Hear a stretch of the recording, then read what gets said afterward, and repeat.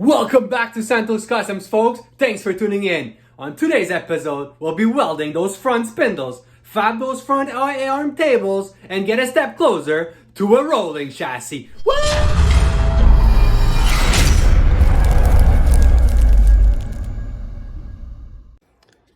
What's up, guys? So we're gonna start working on the front spindles. First one fits pretty nice. Second one, I just have to trim it a bit more so that can fix this thing up.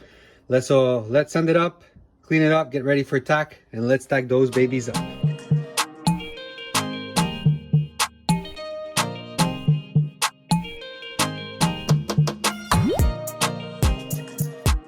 What's up, guys? So now that we finished pre-drilling the side of the spindles, let's clean them up so that we can assemble them, tack them in place, and move on to the next step.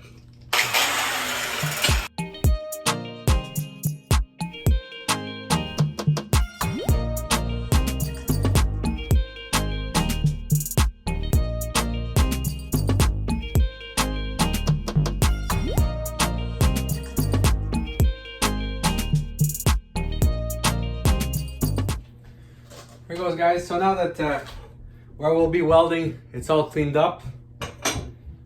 We still have oils and other chemicals in it that we have to get rid of it. So this is why use acetone, clean your parts thoroughly, assemble them, and then ready to weld. Let's get rolling.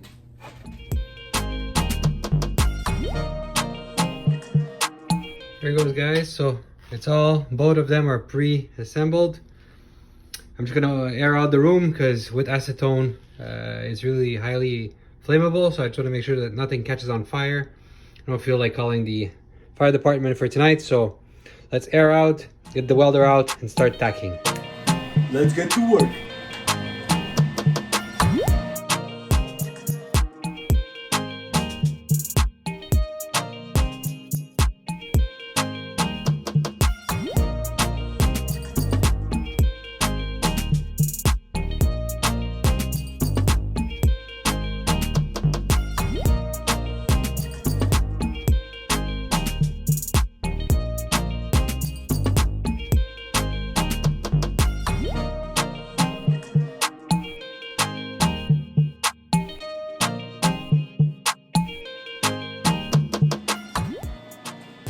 That's hot.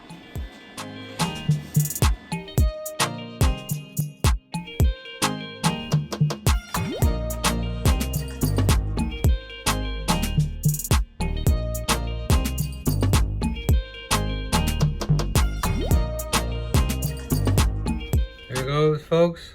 One side welded. It's getting there. Then weld the inside.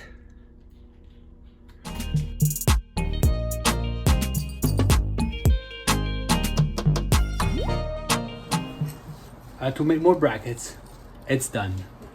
So I cleaned the piece, and now the goal is to try to center the mounts that I have, weld those in place so that we can work and install and start working on the front A-arms. So let's get those stacks in place and let's get to it.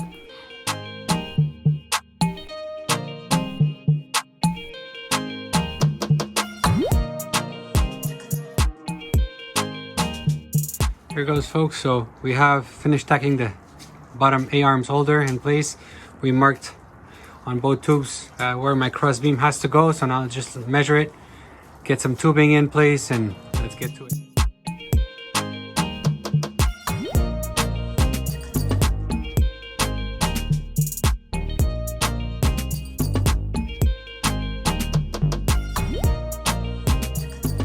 What's going on? So I cut and trimmed the piece. Everything is beveled. It looks good. I confirmed the measurements, the distance that I had. If they're good, it's good. So now it's time to take it off, clean it, tack it in place, and start working on the upper A-arms, holders, however you want to call it, brackets to hold the table there, and let's get rocking. Here it goes, guys. So the bottoms are tacked. Now we're just gonna move on to the top parts. Already clean. I already trim and created the brackets, so it's time to get it tacked. So let's not waste any time. Sorry, there's just not great positioning for the camera on this. I'll show you guys afterwards what it looks like. Hey guys, here we go. So I'm working on the lower A-arm tables. I did my small jig. Now we're just trying to trim the tubes properly so they line up. Everything looks nice. This tube in the middle is just a test piece. It needs to be in the middle of it. In the middle, as you guys can see, I centered it. And there's a line over there, a line over there. It's holding with magnets, so I should be able to align, get the rough or close to final cuts here, and then we'll put it on the buggy. We'll make sure everything fits, and we'll tack everything in place over there. So half one is done. Let's move to the other end then. Let's keep on rolling.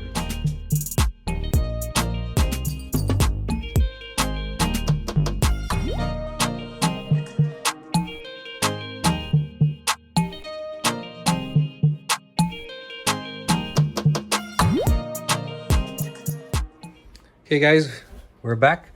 So I decided on the plans, since the tables should be done with rectangular tubing and I'm doing them with round tubing, they don't have that middle brace. I'm gonna add one, and I measured like an inch over here extra so that we can insert the bung in it properly. Those are humongous bungs, so that will go inside here. Perfect.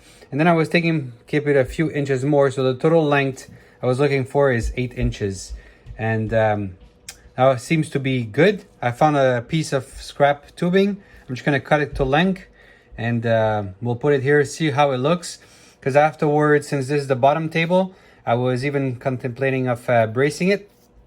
So I'll get a sheet like of 3/8, measure it, trim it, weld it on top of that, so I can have a solid place where I can mount my chuck. Because often, depending on where you're going to be riding, you don't have one mount for your chuck. You have often is one mount, yes, but multiple locations where the chuck could go. Like that, it gives you more adjustment, because the straighter the chuck is going to have a different impact as if you have angled it or not. So that will give you some adjustabilities, and this is what I'm aiming for. So stay tuned. Let's cut that piece, put it in place, see what it looks, and we can start moving on and going to the next step.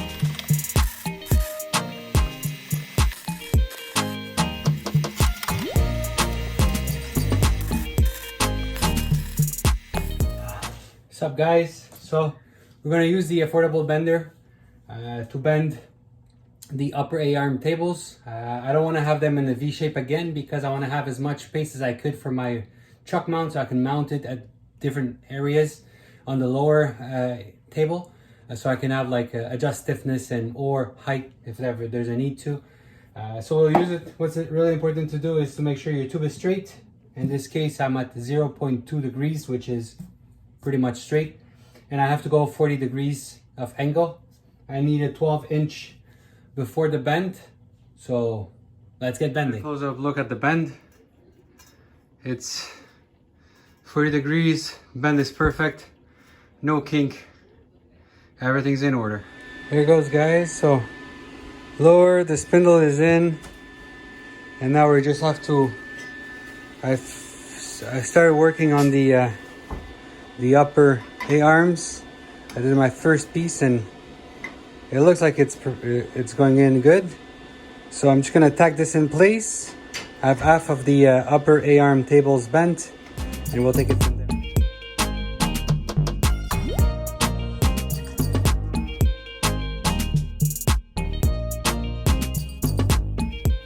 Here goes folks. First table is fully complete. With bottom and top, we have the templates. Spindle is done. Heim joints are in. It doesn't look to have any bind whatsoever so far. Everything looks to have a lot of travel, which I'm not going to be using all of it, but everything moves smoothly. Everything looks good. So it's time just to put some thicker welds or thicker tacks on this, make it look a bit more solid, and replicate on the other side. Then mount the plate, start to align where the chuck is going to go, and work on that. So stay tuned folks. So we're in the front, and before we tack those in place, we have to make sure that they're proper width apart. And the best trick to achieve such is to assemble your links. So I'll quickly assemble it.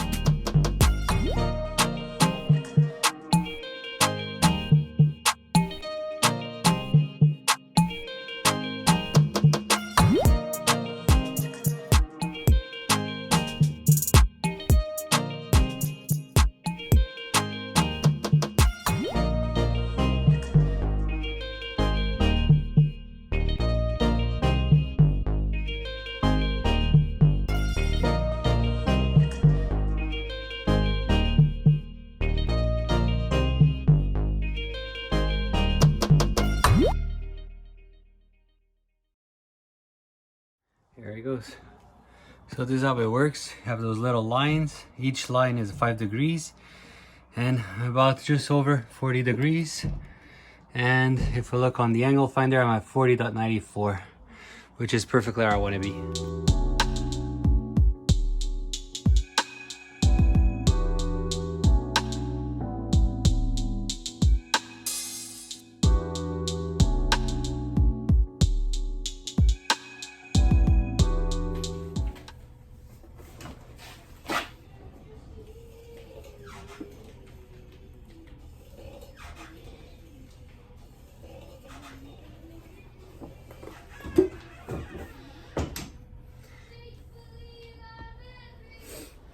Here it goes, guys.